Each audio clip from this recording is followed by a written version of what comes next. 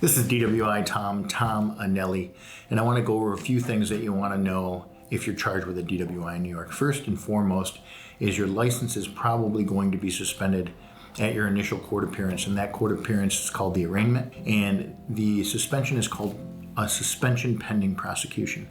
So the suspension pending prosecution will likely take place at your first court appearance, and your lawyer will likely want to have in place an application for hardship driving privileges. So those hardship driving privileges will allow you to drive to and from one work location and some specified medical treatment. That's one of the things you're going to want to know prior to going to your first court appearance if you're charged with a DWI in New York. Another thing you're going to want to do is about 20 to 30 days after your arraignment, you may be eligible for what's called a pre-conviction conditional license. Now, the pre-conviction conditional license is a little more liberal driving privileges than your hardship privileges. It's going to allow you to drive for purposes of work, and it also is going to allow you to drive on some specified days for some specified purposes, and also it's going to allow you to drive to and from school and things of that nature. So if you look to the DMV's website, it's going to give you a list of those things.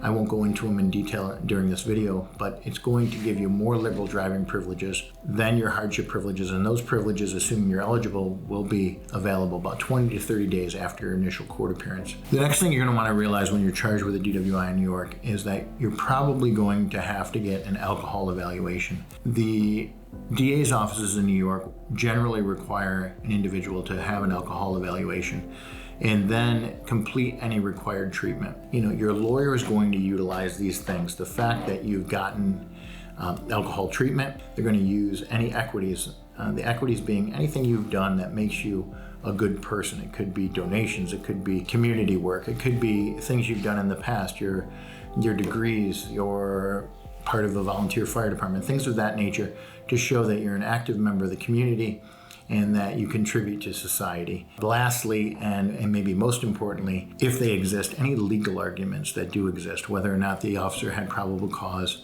to arrest you, whether or not he had reasonable suspicion to pull your vehicle over, whether or not you were driving at the time, whether or not you were intoxicated at the time of driving.